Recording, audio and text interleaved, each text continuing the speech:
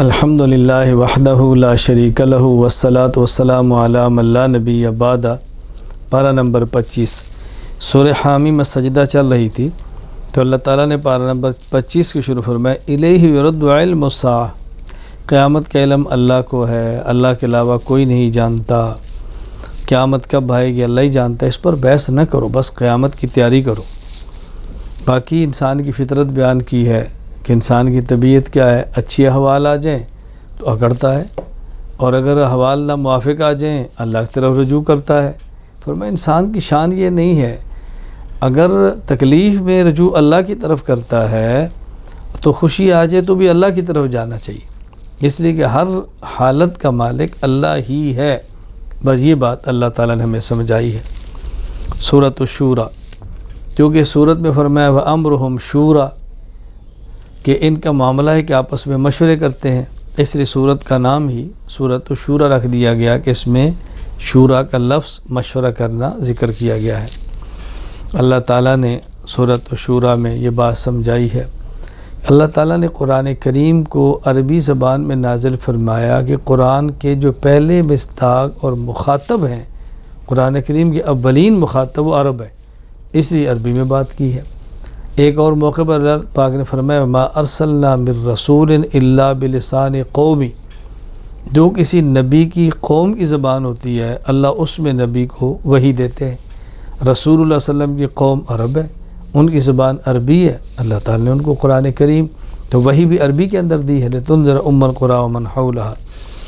پھر اللہ تعالیٰ نے ایمان والوں کی صفات کا ذکر فرمایا ہے کہ ایمان والے کون ہیں؟ اللہ پر بھروسہ کرتے ہیں، بے حیائی کے کاموں سے دور رہتے ہیں، اپنے کام مشوروں سے کرتے ہیں، اللہ تعالیٰ کے بندوں کو معاف کرتے ہیں، فرما برداری کرتے ہیں، نماز کی پابندی کرتے ہیں، اللہ کے راستے میں مال کو خرچ کرتے ہیں، ظلم اور زیادتی نہیں کرتے، کوئی ان کے اوپر ظلم کرے تو معاف کرتے ہیں، ظلم کا بدلہ لینا چاہیں تو اتنا ہی لیتے ہیں جتنا شخص نے ظلم کیا ہے، حد سے تجاوز نہیں کرتے۔ پھر اللہ تعالیٰ نے سورت کے آخر میں نبی پر وحی کے نازل کرنے کے طریقے بیان فرمائے۔ اللہ تعالیٰ پیغمبر پر وحی کیسے نازل فرماتے ہیں؟ کبھی تو اللہ تعالیٰ نبی کے دل میں کوئی بات ڈال دیتے ہیں، یہی وحی ہے۔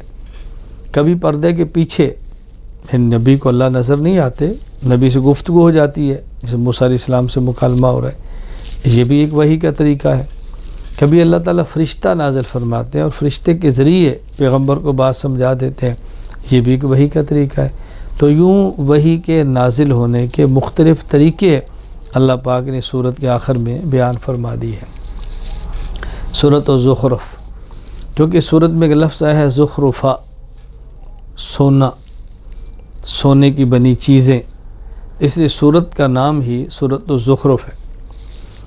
سورۃ الزخرف، چونکہ سورت میں ایک لفظ ہے زخرفہ، اسی مناسبت سے اس سورت کا نام بھی سورۃ الزخرف ہے۔ اس میں اللہ تعالیٰ نے یہ بات سمجھائی ہے کہ اللہ تعالیٰ اگر چاہتے تو ہر کافر کو چھت چاندی کی دیتے، سیڑھی چاندی کی دیتے، دروازے چاندی کے دیتے، جہاں مسندوں پر تکیے لگا کر بیٹھتے ہیں چاندی کی بنا دیتے اور سونے کی بنا دیتے۔ ایسا اس لیے نہیں کیا کہ پھر عام لوگ بڑی جلدی کفر قبول کر لیں گے۔ فرمایا اللہ کے ہاں تو اس چیز کی قیمت نہیں ہے دنیا کی، ورنہ اللہ چاہتے تو ہر کسی کو دیتے تھے، لیکن یہ پر ہر بندہ کفر کی طرف جاتا، تو اللہ تعالیٰ نے امتحان رکھنے کے لیے کسی کو دیا کسی کو نہیں دیا۔ خیر اس صورت میں زخرفہ کا لفظ ہے، اس لیے صورت کا نام بھی سورۃ الزخرف رکھ دیا گیا ہے۔ اللہ تعالیٰ نے اس صورت میں دلائل قدرت کو بیان فرمایا ہے، اور یہ اللہ تعالیٰ کا ایک طریقہ ہے کہ اکثر صورتوں میں توحید، پھر توحید پہ دلائل، قدرت، طاقت، اللہ تعالیٰ اس کو بار بار بیان فرماتے ہیں کہ تمام عقائد میں سے بنیادی عقیدہ ہی توحید ہے، اس لیے بار بار اس کا ذکر ہوتا ہے۔ ہر نبی سب سے پہلے توحید ہی کی بات کرتا ہے، اور توحید ہی سے انسان کے عقائد کا آغاز ہوتا ہے۔ پھر سفر کی ایک دعا فرمائی سمجھائی ہے توحید کو بیان کرتے ہوئے، سبحان الذی سخر لنا ھذا وما كنا له مقرنین وإنا إلی ربنا لمنقلبون۔ یہ سواریاں اللہ نہ چاہتے تو کون مسخر کر سکتا تھا؟ آج کے دور میں جہاز دیکھو، باہری سفر دیکھو، بری سفر دیکھو، اور گھوڑے اور جیسے سرکش جانور بھی اللہ نے بندے کے مطیع فرما دی ہے. اللہ کی ذات کتنی پاک ہے. فرمایا اس کے ساتھ اس کا بھی اقرار کیا کہ جس طرح ہم منزل کی طرف جاتے ہیں، منزل سے واپس گھر آتے ہیں، اسی طرح ہم نے وطن اصلی لوٹ کر اپنے اللہ کے پاس ہی جانا ہے. اللہ ہمارا وطن اصلی جنت ہمیں عطا فرمائے، اور اللہ اپنے کرم کے ساتھ ہمیں وطن اصلی میں عافیت کے ساتھ پہنچائے. مشرکین کہتے تھے ابراہیم علیہ السلام کے دین پر ہم ہیں، ہم ابراہیمی ہیں. اللہ نے تردید فرمائی کیسی بات کرتے ہو، تو موحد اعظم تھے، ان کا شرک سے کیا تعلق ہے؟ اس لیے شرک کرنے والوں کو حضرت ابراہیم کی طرف اب نسبت ہرگز نہیں کرنی چاہیے.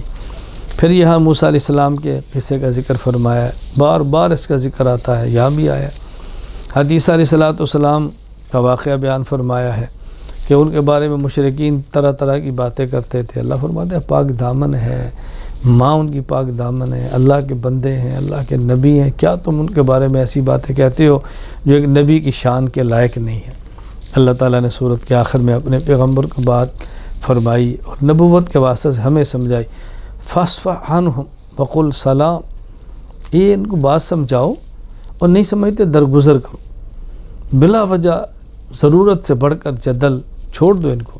نہیں مانتے تو نہ مانیں، آپ کے ذمہ سمجھانا ہے.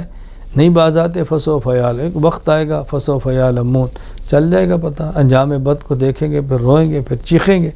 تو پیغمبر آپ درگزر بھی فرمائیں اور سلام کیا کریں، ان سے جان چھوڑائیں اور ضرورت کی بات ان کو سمجھائیں.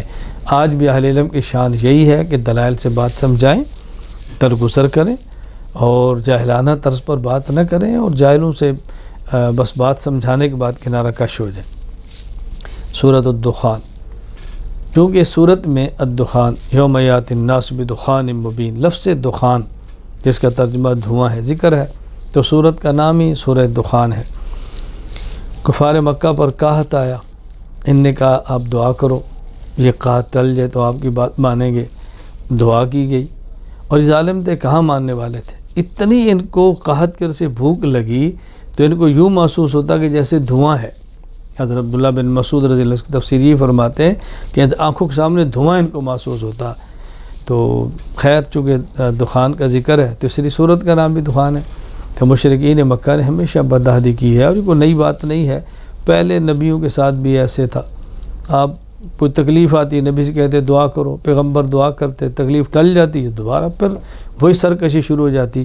یہ بات ہمیں اہل ایمان کو غور کرنی چاہیے. اگر تکلیف آئی ہے، اللہ سے دعا مانگی ہے، اللہ نے تکلیف ہٹا دی ہے، تو پھر دوبارہ ان گناہوں کے اندر نہ جائیں، اپنے آپ کو محفوظ کریں اور بچائیں، اللہ کی نعمتوں کا شکر ادا کریں. اللہ تعالیٰ نے یہاں بطور خاص ذکر فرمایا انا انزلناہ فی لیلۃ مبارکہ، قرآن کریم کو اللہ نے برکت والی رات میں نازل فرمایا ہے. ایک ہے قرآن کریم کا لوح محفوظ سے آسمان دنیا پر آنا، پھر آسمان دنیا سے اپنے نبی پر آنا. لوح محفوظ سے آسمان دنیا پر تو لیلۃ القدر کو آ گیا، پھر اپنے پیغمبر پر اللہ پاک نے 23 سال کی عمر میں تھوڑا تھوڑا کر کے نازل فرمایا ہے. اللہ اکبر. آخر میں اللہ تعالیٰ نے جہنم کا ذکر کیا، رسول اکرم صلی اللہ علیہ وسلم کو تسلی دی ہے. فرمایا دیکھو اہل ایمان جنت میں جائیں گے، یہ تمہارے مخالف جہنم میں جائیں گے. فرتقب، پیغمبر آپ بھی انتظار فرمائیں، وہ بھی انتظار کر رہے ہیں. فیصلہ تو آپ کے حق میں ہے، فتح تو آپ کیوں نہیں ہے. انجام بد ان کو دیکھنا پڑے گا، تو آپ حوصلہ رکھیں، تسلی رکھیں، دل بڑا رکھیں. سورۃ الجاسیہ، چونکہ سورت میں بطرا کل امت جاسیہ، امتن کی صفت جاسیہ ہے جس کا معنی ہوتا ہے گھٹنوں کے بل بیٹھنا، تو اس لیے یہ سورت کا نام ہی سورۃ الجاسیہ ہے. اللہ تعالیٰ نے اس سورت میں قرآن کریم کی عظمت کو بیان فرمایا ہے. اللہ تعالیٰ کی عظمت، جلال، اس کا اللہ پاک نے ذکر فرمایا. اور پھر اس سورت میں اللہ تعالیٰ نے بنی اسرائیل کی سرکشی، اسرائیل، اسرا کا معنی عبد، ایل کا معنی اللہ. حضرت یعقوب علیہ السلام کہتے ہیں اسرائیل عبداللہ. ان کے 12 بیٹے تھے، ان سے آگے جو نسل چلی ہے انہیں کہتے ہیں بنو اسرائیل، یعنی اسرائیل عبداللہ یعقوب کی اولاد. اس کا بار بار قرآن کریم کے اندر ذکر آتا ہے. تو بنی اسرائیل کی سرکشی کا ذکر کیا، پھر ان کا انجام بیان کر کے مشرکین کو ڈرایا ہے کہ جس طرح انہوں نے پیغمبر کی بات کو نہیں مانا اور تباہ و برباد ہوتے رہے، تم بھی پیغمبر کی بات نہیں مانو گے تو تباہ و برباد ہو جاؤ گے. اور واقعتاً جن لوگوں نہیں مانا، بدر میں قتل ہوا ہے، کوئی احد میں قتل ہوا ہے، کوئی کسی جگہ پہ برباد ہوا ہے. اور دائمی پھر ابدی عذاب کے مستحق ہوئے۔ ابو لہب کا انجام دیکھو اور ابو جہل کا انجام دیکھو، کس طرح انجام بد کے ساتھ یہ دنیا سے گئی، اللہ تعالیٰ نے کو سمجھایا ہے۔ اللہ تعالیٰ نے پھر اس پارے کے آخر میں سورۃ الجاسیہ میں قیامت کی منظر کشی کی، وَتَرَى كُلَّ أُمَّةٍ جاسیہ، گھٹنوں کے بل پڑے ہوں گے، تڑپ رہے ہوں گے، چیخ رہے ہوں گے اور موت کو پکاریں گے۔ فرمایا ایک موت نہیں، آج تم کئی موتیں بھی پکارو، کون ہے تمہیں اللہ کے عذاب سے بچانے والا؟ اللہ تعالی ہم سب کو آخرت کی تیاری کی توفیق عطا فرمائے۔ وآخر دعوانا ان الحمد للہ رب العالمین۔